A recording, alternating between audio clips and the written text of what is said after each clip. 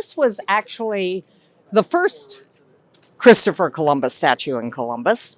And it was commissioned by the Josephine Room. If you're from Columbus, you'll know it's it's actually a seminary that's under direct control of the Pope. And it was commissioned for their campus I'm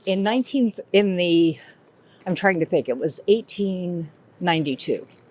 And in 1932, they moved the campus and they donated it to the state of Ohio, which is why it has 1932 on one of these faces.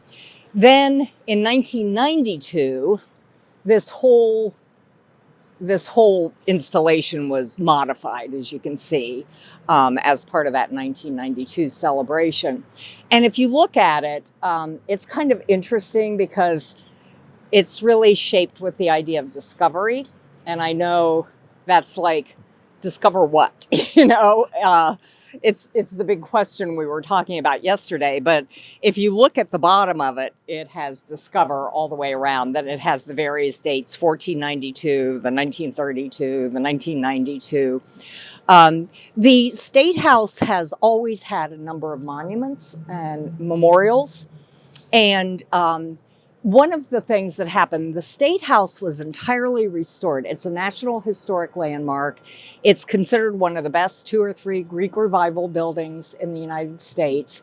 It was the result of an architectural competition in 1838. And the exterior was completed. And it housed all of state government. That's all of it could fit in there at one time. And state government moved in. The original State House was located right on that corner, right up against the street, a tiny little building. And there are photos of that building with this rising behind it. There was a fire, so they moved in, but the interior was not completed yet. And during the Civil War, not much happened. So much of the interior actually dates from about 1870. So it took a while to complete the interior. But the restoration of the building took over 10 years, and it is truly a restoration in the sense that there was a huge amount of research done. There were all the decorative paint was uncovered, the original paint color, the original plans.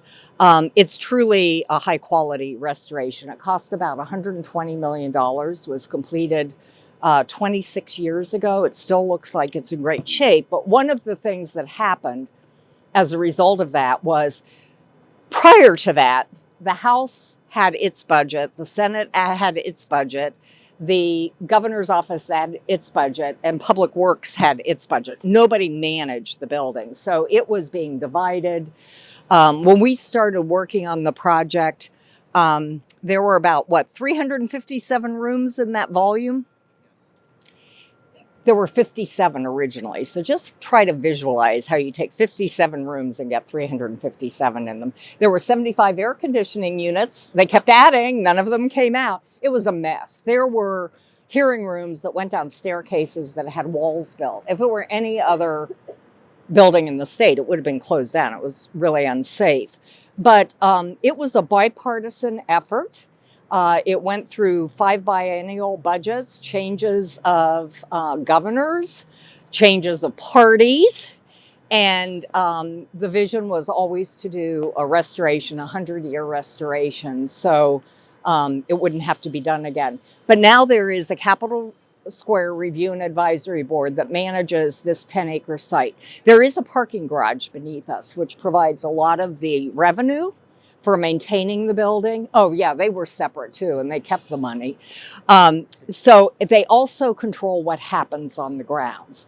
And one of the things that has taken place is this is the first memorial that's been added in decades. And it's a Holocaust memorial.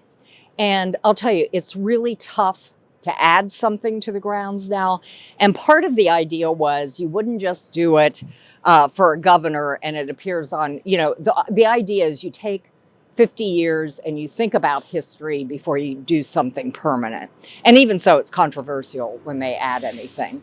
So most of what is on the grounds, the other newer memorial is on the backside. And again, I'm sorry, 2 days ago, it had 88 flags out for Veterans Day. And usually they keep them up, but they took them down, which is kind of sad. It changes the look of it.